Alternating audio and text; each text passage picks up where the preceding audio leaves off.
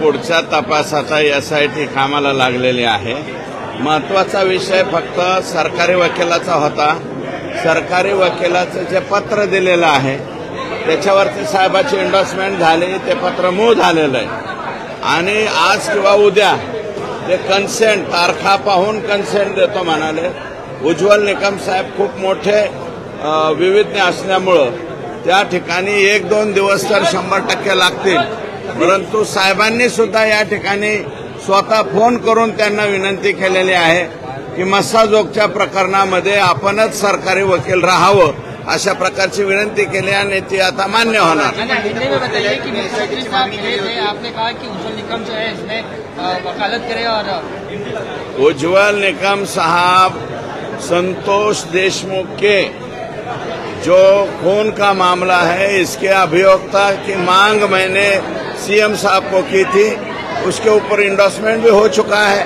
वो फाइल अभी नीचे गई है और खुद CM साहब ने फोन लगा के उनको कंसेंट देने के लिए विनती की है। वो आज शाम तक या कल तक उनकी डेट्स देख के बताएंगे, कंसेंट देंगे। फिर अब आज तो फ्राइडे है, कल सैटरडे और संडे, मंडे तक ये ऑर्डर निकल जाएगी, ऐसा विश्वास है। आप लोग लगातार मांग कर रहे हैं कि जब तक मामले की जांच चल रही है तब तक धनंजय मुंडे अपने मंत्री के पद से इस्तीफा देकर बाहर रहे, लेकिन धनंजय मुंडे कहते हैं कि मैं कोई आरोपी नहीं हूं, मेरा इस घटना से संबंध नहीं है, तो मैं क्यों इस्तीफा दूं? मैं अभी तक मैंने खुद ने मांग नहीं की, उनके ही NCP के MLA हैं प्रकाश सोलंके जी ने ये मांग की है। आप ये सवाल उनसे पूछिए। आरोपियों को जो है VIP ट्रीटमेंट दिया जा रहा है, आरोपियों को VIP नहीं, ये क्या है, कोई कुछ भी लोग कहीं बोलते हैं पुलिस आई होंगी कुछ। अभी CM साहब ने उसका उत्तर दिया है, उसके ऊपर मैं नहीं बोल सकता।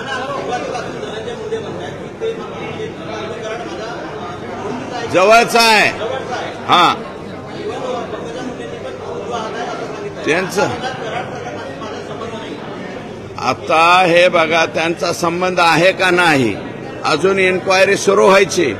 इन्क्वायरी सुरू झाल्याच्या नंतर या दरम्यानच्या कालावधीमध्ये तुम्ही जर काही आदेश दिला असेल, यांचं काय बोलणं झालंय हे तपासल्याच्या नंतरच त्या ठिकाणी कळेल ना। आताच माझा संबंध नाही असं कसं होईल?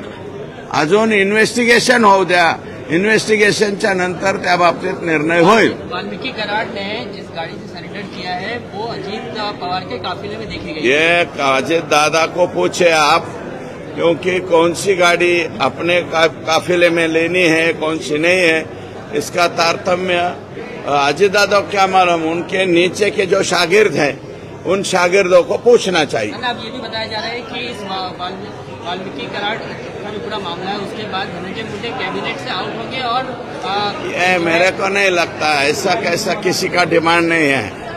जिसका डिमांड है आप उनको पूछिए।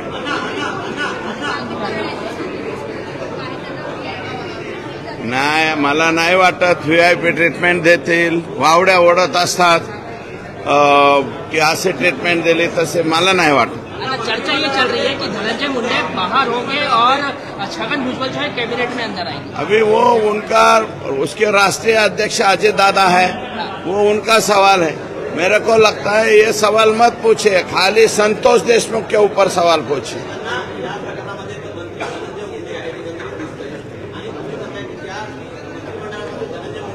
मी अजून तरी म्हणलेले नाही की धनंजय मुंडे या प्रकरणात आरोपी आहेत, असं मी म्हणालेलो नाही। कराडांचा मात्र 100% 99.99% कराडांची इन्व्हॉल्वमेंट याच्यात आहे। हे कराडांच्या आदेशावरच झालेलं आहे सगळं। हे मागणी